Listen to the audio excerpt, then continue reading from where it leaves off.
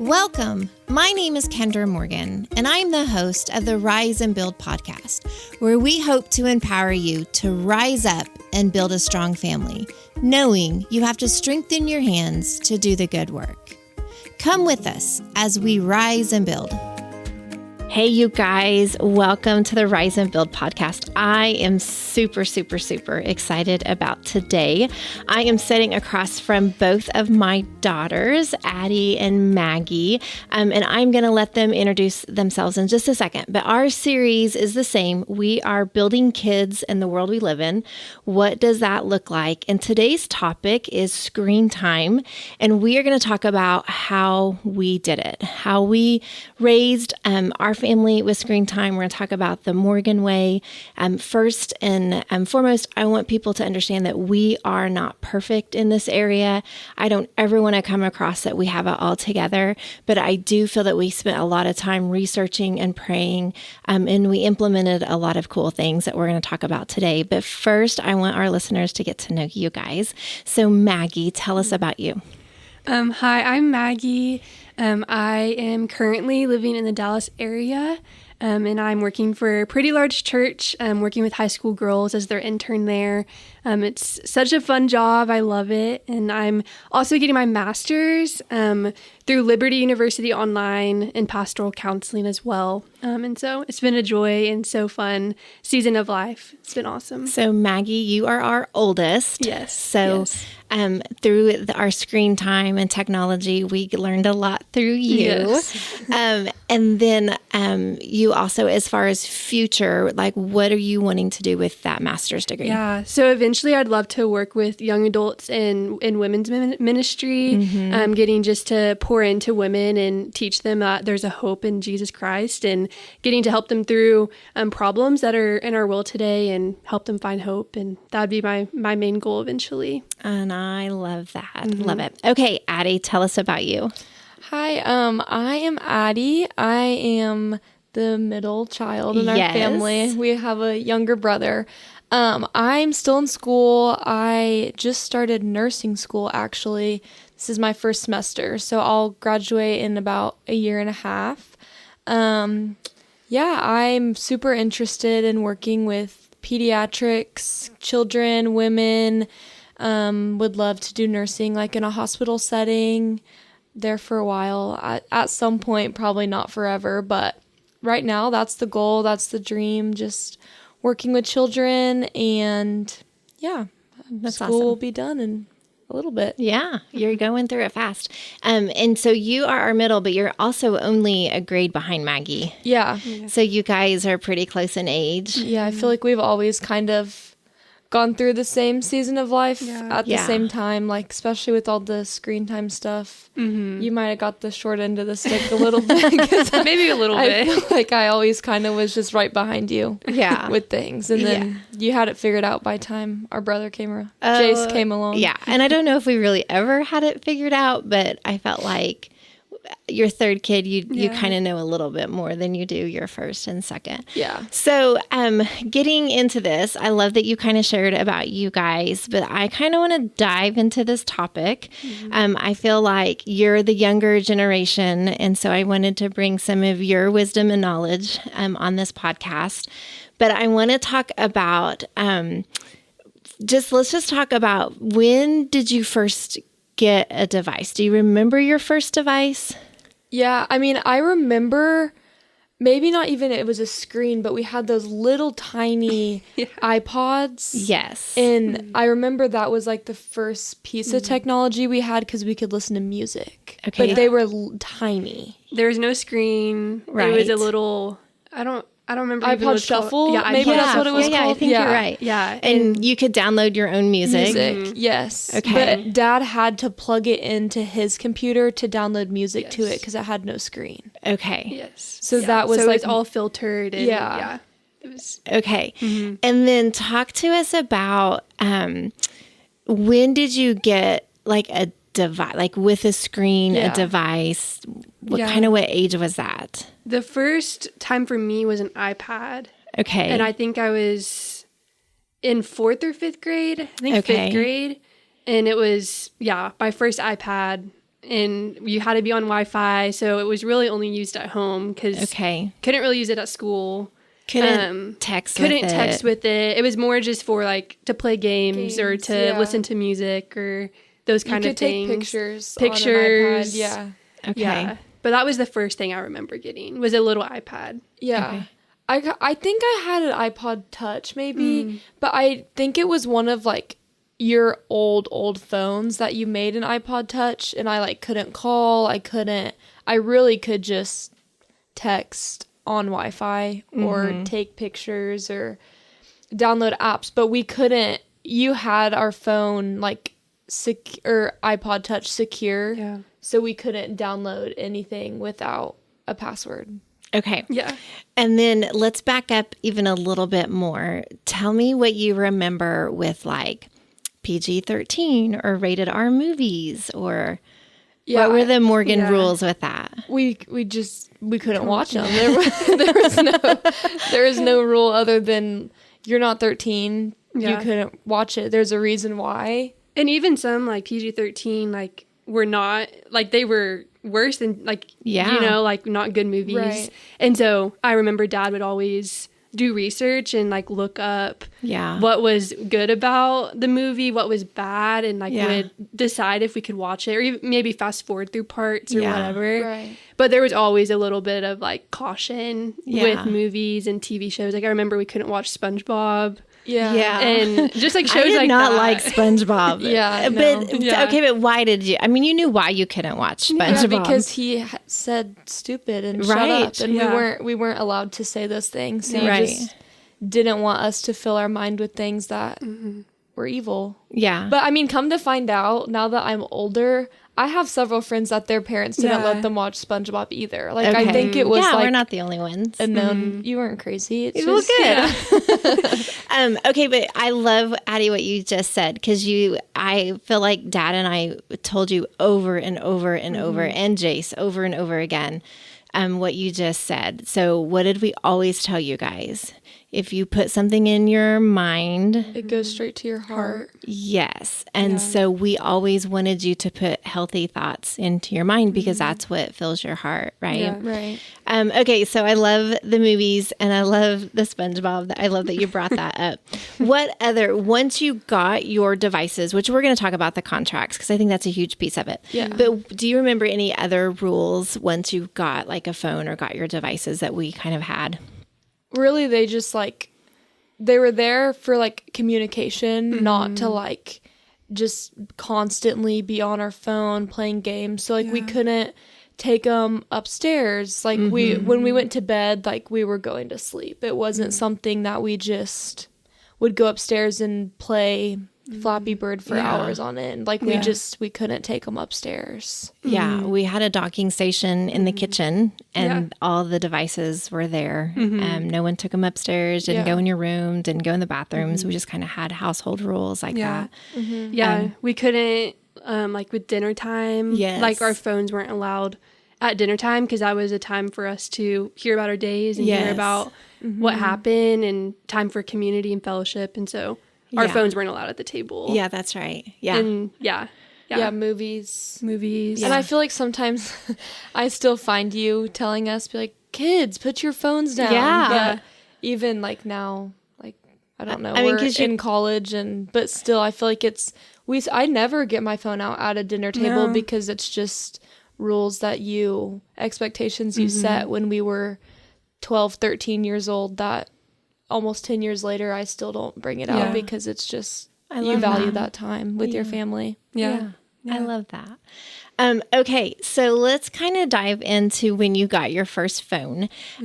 Maggie, I'm going to share a story. Yeah. So we would have in our Morgan household, we would have like family meetings, and the rule was anyone could call a family meeting at any time. We would drop what we're doing and listen to what you guys wanted to share. And Maggie had called a family meeting.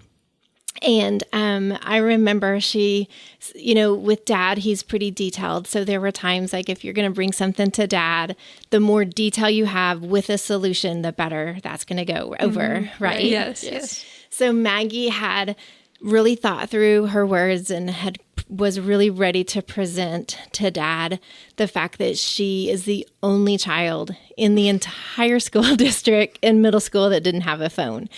And I'll never forget, you had your notes and you were ready and you shared all that.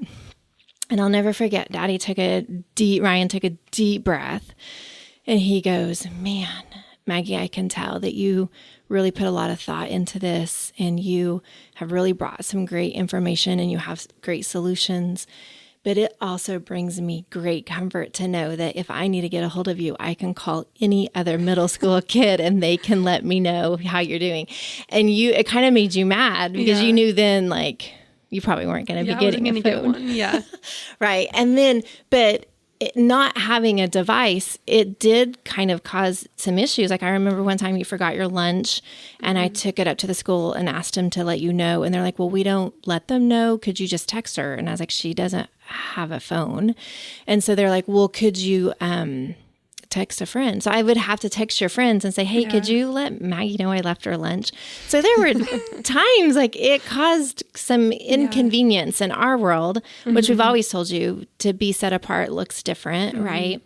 Do you guys remember a time that you felt set apart or you were different? Yeah. I remember just being like in 5th grade and one of my like really good friends had a phone. And I remember just like after school, like I hadn't seen you in like 5 minutes. I'm like, where's mom in the pickup line? You know, like things like that. Or even like soccer practice. Yes. Like soccer's 10 minutes away from home and I get done with soccer practice early. Right. And I don't have a phone. Like I would have to use my friend's phone to text mom or call dad or whatever. So just different things like that. Whereas like you really had to rely on your friends or the people around you. Because I didn't have a phone in 5th grade. And but a lot of people did. Time. Yeah, intermediate was when 5th and 6th grade was when I feel like all of our friends got phones. So it was always like after, because I mean, they weren't allowed to use their phones in school. So it was really just like after school when everyone would pull it out and play the new games and play. And I would just kind of stand around. I just kind of like watch, like, can I have a turn? Like, and just wait on you. But I feel like that's whenever I remember my friends getting phones was like intermediate. Yeah. And I feel like, honestly, now it's younger. Yeah. Right? For and sure. we see young kids come in with an old phone or old device. Right. And so I think now, as our listeners are listening, it's harder. I think it's harder and harder to raise kids in the world we live in because of technology. Yeah. And at least you guys were a little bit older. And I feel like social media, too, has really taken off. Yeah. And it wasn't, like, there wasn't YouTube. Like, there was, but it wasn't, like, vlogs and influencers. Like, that wasn't a thing whenever we were. Yeah. But now all these kids and stuff are just doing what they see online, and that wasn't. We were making, like, iMovies, like, video dances. Yeah. Yeah, and there's just pressure with that, I feel like, with social media and trying to fit in and all these different things. And so these kids feel like in 2nd grade, I actually need a phone to fit into to post on TikTok. To do all these things, which is so different. Yeah, it is different. But, it is. Okay, so one thing that your dad and I learned, this is not something we came up with, but we went to Camp Kanakuk, and we learned from Joe White that if a child is responsible enough to have a device, then they should be responsible enough to write a contract. And so we really went through this whole course learning about that, and we implemented that. And so anytime you got a device, you had to write a contract. And so part of the contract was, one, we wanted you to be grateful and understand that it's a privilege to have a device. And so we would want you to write a little thank you for being grateful, having a grateful heart. And then 2, we had you write your rules and we had you write your consequences. Yeah. So I think it would be fun. We still have your contracts. We pulled them out of the file cabinet this morning. We were reading over them, kind of giggling through them. But I would love if you guys feel comfortable sharing a little bit about your contracts that you wrote for your iPhones. Yeah. Okay. I feel like I can start. We kind of always just started off by like thanking you. So there was like always a little letter. I just said, first of all, thank you so much for my new phone that was presented To me, I know that it's such a big responsibility. I know most kids do not get phones at my age. And so even with that, I'm so thankful, such a big blessing, and I'm going to be very responsible. And then it kind of goes into like several different bullet points of like the rules that I set for myself. So I just said I would make good grades. I will maintain A's and B's at all times. If my grades slip up at any circumstance, I will lose my phone until my grades get back up. And with that, I remember I was in high school and I remember I got a bad grade, like I had a C or something. It was high, and I lost my phone for like a month. It felt like a month. It might not have been that long. It's a long time. But yeah, I mean, I feel like when we would slip up, you would pull out our contracts and be like, well, you said if I would have known that, I would have maybe been a little easier on myself. You were hard on yourself. But that was something we learned too, is that you guys would make your consequences harder than we ever would have. Yeah. So they taught us, like, let them write it and they have to follow through, and it teaches you to follow through. So we did pull them out quite a bit. Okay. So keep going, Addie. I love this. If I delete any text or apps without permission, I will lose my phone for 3 days. Anytime that I disobey something from the contract, I will always go and put my phone on your dresser, nowhere else. If I lose my phone or break my phone, I will buy a new phone. I love that. I need to share with my siblings, like if they want to play a game or something, or if my sister needs my phone for overnight stays. Which I don't know why. You probably had a phone. I don't know. I don't Who know knows? why. I was just feeling generous. If I do not do my homework, I will discuss the punishment with my parents, but most likely I will have to put my phone on your dresser. So that's a reoccurring thing. Yeah. I remember our phones always, if we were in trouble or just like broke some rule of some sort, that was just, we knew where it was going. Yes. And it was just going on your dresser. But it was, even like that, we knew where it was, but we never went to go get it. We knew the expectation of just, we weren't going to have it. Yeah. So I feel like those were the main things. Buying music or apps without asking if it costs money. But most of our apps, and like we didn't have Safari, we had K9 browser. And so we couldn't, like, if there was, it was just like a filter. If there was anything inappropriate or things that a 13, 14, 15-year-old shouldn't see, it kind of was just filtered for us. So I feel like that those were the main things that we had access to. Yeah, and I feel like when you got the device, the more you were trusted, the more you got. Like, we didn't just give you full reign to everything. Like, you had to kind of earn it. And we would give you more apps, or we would give you access to more things. Yeah, like our music. I remember I didn't have any explicit music. Or even like Instagram. Like, I remember I didn't get Instagram till my 13th or 14th birthday. And it was like, that was something that, again, I had to bring to mom and dad. I had to explain how I was going to use it, why I was going to use it, and that it wasn't just going to be about me. Right. But it was going to be about interacting with others, you know, being with others, not just posting a selfie or posting a picture of me, but interacting with my friends and people around me. And, you know, we had to talk through that. And then I was able to get it. I love that you brought that up. So the social media thing, we just wanted, when we taught you girls, we didn't want you to post a picture of yourself to receive compliments. So we wanted you to be confident in that the Lord created you in his image, and that is who you are. And you don't have to receive compliments saying you're so pretty. That was big on the social media part. But we also felt like if you're going to have social media, it's so important to interact. And it's dangerous to have social media and never post pictures and never do likes and never have comments. To just be on social media and scroll on other people's stuff, it just allows cracks, in my opinion, to Satan creeping in, saying, well, gosh, their life is perfect, or instead of just being involved in their life and commenting. So that was one thing we were kind of big on with the social media aspect of it too. Yeah. Maggie, what about your contract? So again, kind of similar to Addie's, like we always started out with like a thank you. And so mine says, like, first of all, thank you for the phone. I know it is a privilege and it is a big responsibility. I know that you can trust me with the phone. I understand that the phone must be used with certain boundaries.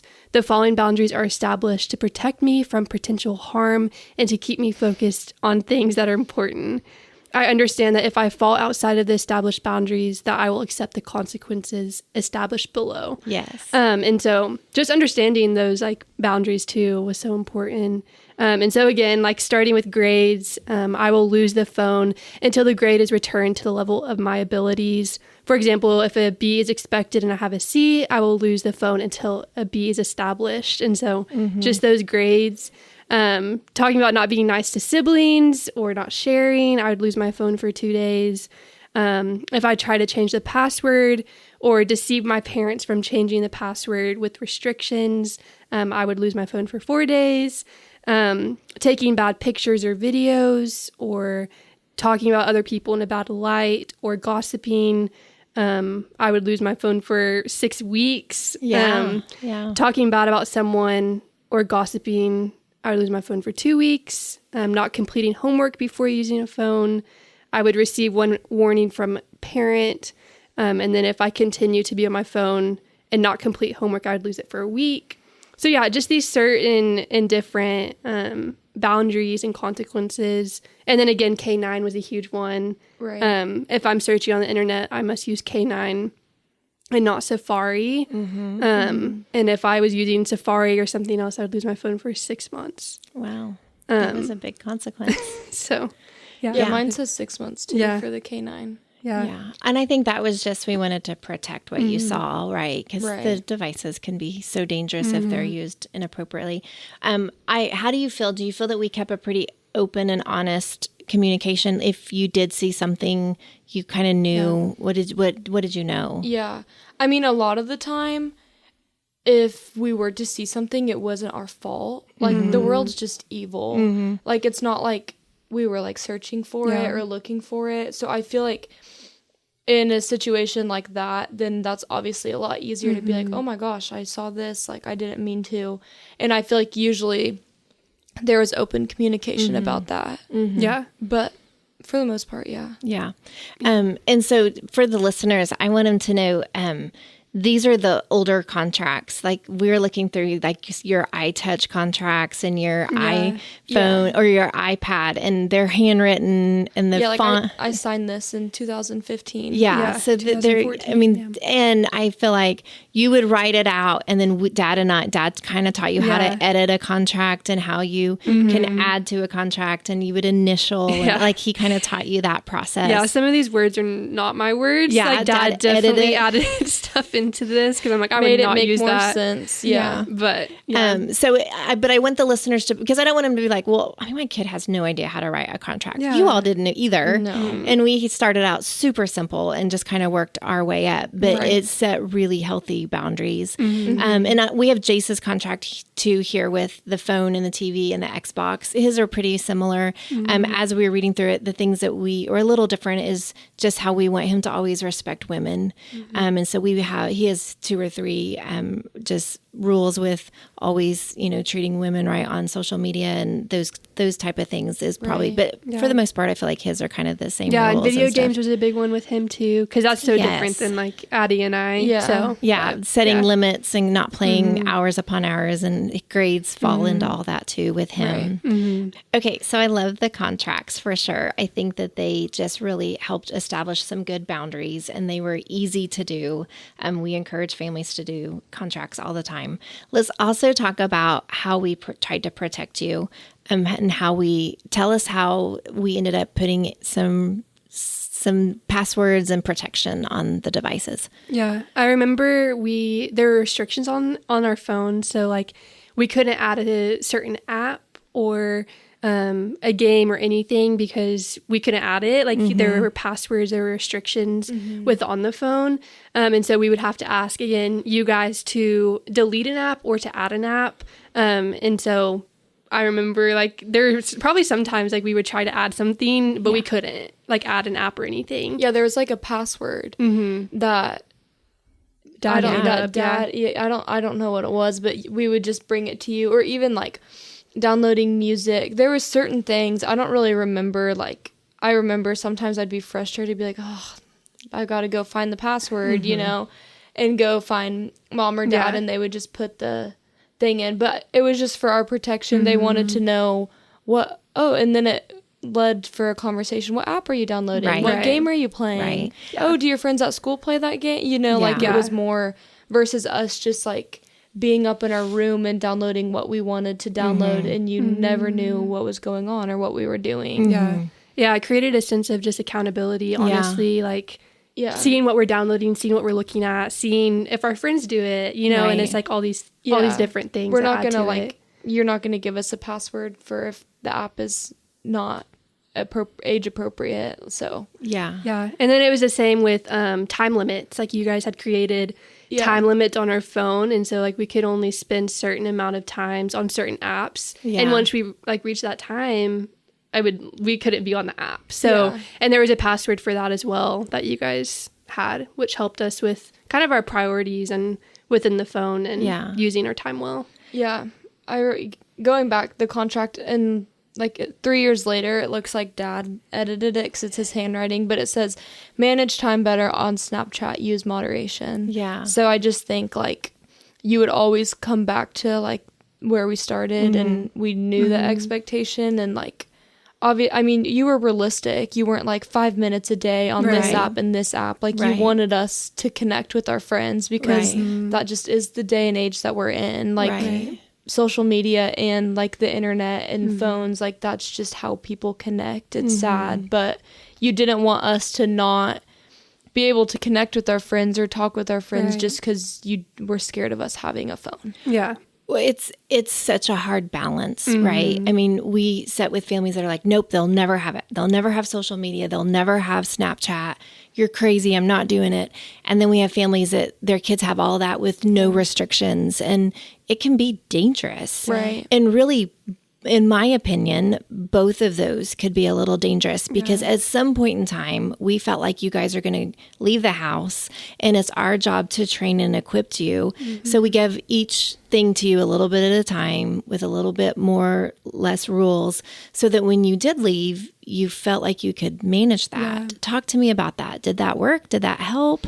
Yeah, I definitely feel like it helped me understand that I can't just like do everything when I want it, you know, like I definitely do feel like I was well equipped, like moving out of the house, going to college, like, cause my mind wasn't filled with things from the devil because I didn't have access to them. Yeah. And so those were already things that were already put in place that I didn't have any desire to go out and seek because I had never, the first 20 years of my life, 19 years of my life, I never had access to it, and I was content and happy. Yeah. Yeah, I would say similar. Like, it's like going to college, it's like you weren't tempted by those things because we were equipped, we were trained in what we knew. And it was that, you know, we could use our phones, but there were boundaries within that. There were restrictions within that. Right. And to continue to use those things to protect our minds and our hearts. And I mean, I've seen people going to college and they go completely off the walls because their parents were so strict or their parents weren't strict. And then they're using their phones however they want to. And like, ultimately that's just going to hurt them and hurt their hearts and hurt their minds. And it could affect their relationships in the future. It could affect every part of their life. And so just the importance of having those boundaries and letting kids use their phones, but having those boundaries set in place. So once they get to college, they can use it how they're supposed to. Yeah, teaching them how to use it, how they're supposed to. Yeah, because it's with you forever, right? I mean, you're going to take that phone into your marriage, and you're going to take it into being a parent, hopefully someday. And so it's the more we can kind of mold that and teach that, the better it is for you guys. Yeah, and our world is just so much more technology, especially when we even got our first phone, like Netflix and I mean, YouTube, so much more, TikTok, like all these different things. And so just parents even being more aware of those things is so important because it's our world is so much more filled with social media and technology and all these things. And we disciplined. I mean, you said it earlier, Addie, like there were times that phone was on the dresser. Like we had those boundaries and we didn't do things perfect. You guys didn't do things perfect. One thing we tried to do is just trust you for the decisions you were making and what you were doing, knowing that you're not perfect and you're probably going to make some mistakes.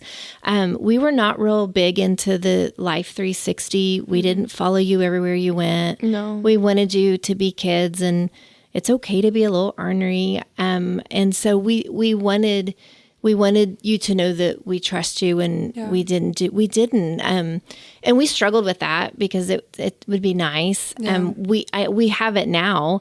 Which I think is funny. Like the time where you should have been tracking us, you didn't track us. Yeah. Like all of high school, never. And it's like we went to college and I was the reason. Yes, because I was going to Florida with my friends and we were driving 16 hours in a car. I was a nervous wreck with that. And so Mom, you were just like, we're going to get this and it's only for so that I know where you are on the road. Like it's just safety, not, but I mean, now we still all have it, but we kind of like it. Yeah. Well, it's funny because I'll go somewhere and Addie will text and be like, "Hey, why are you at Hobby Lobby?" And I'm like, "What are you doing? Why are you watching?" I know I do it sometimes to see if you're home. I'm like, "Oh, she's home. I'll call her." And No. So I mean, I see. Again, it's a device that good can come out of it, right?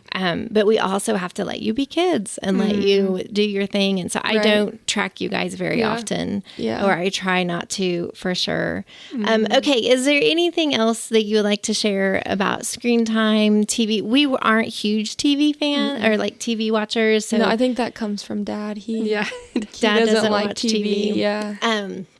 So I feel like we didn't have a ton of rules with that. We just aren't a huge TV family. Right. I mean, movie nights, and like you said, Dad would research movies to make sure they were clean and stuff like that. And I wouldn't let you watch SpongeBob, but for the most part, it was really the devices, and there is a lot of research with them. I mean, it'll say 66% of families do not do any monitoring on a child's device. And I always tell families, if you're not teaching your child, chances are they're going to be sitting on a bus with a kid right beside them that has no boundaries or no rules. So we have to teach them so they will know what to say and how to turn away and walk away. And I think Dad has done a great job teaching you 3 kids that, like, if you don't believe in it, turn away and walk away. Right. And so we have to teach it or the kids just don't know. Right. Okay. So we always wrap up Building All Children with a scripture or turn us back to the Bible. We believe in the power of the truth.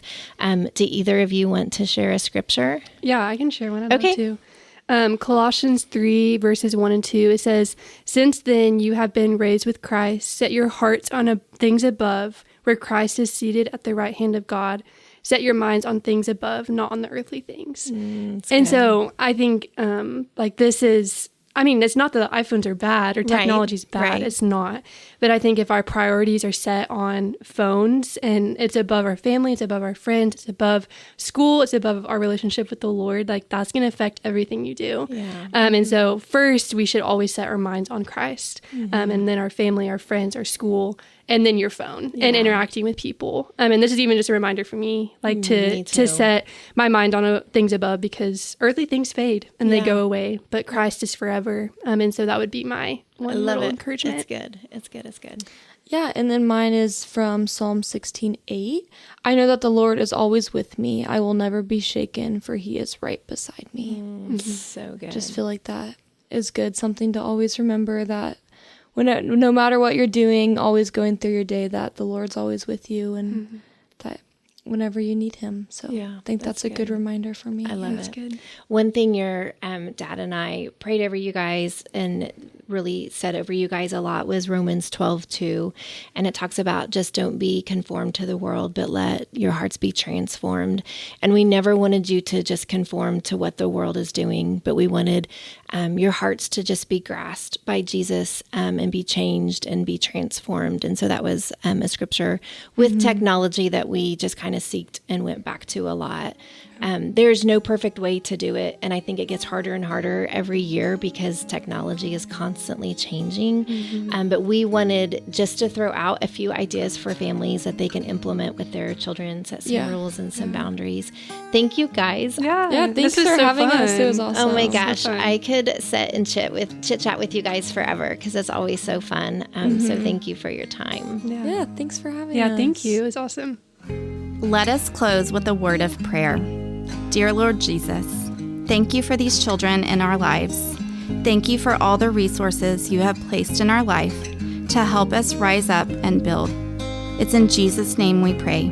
Amen. Thank you for listening to the Rise and Build podcast, brought to you by Building All Children, a child development program in Tulsa, Oklahoma. To learn more about Building All Children or the Rise and Build podcast, please visit buildingallchildren.org. This podcast is crowdfunded. We appreciate our sponsors and the donations given by our listeners. Come with us as we rise and build.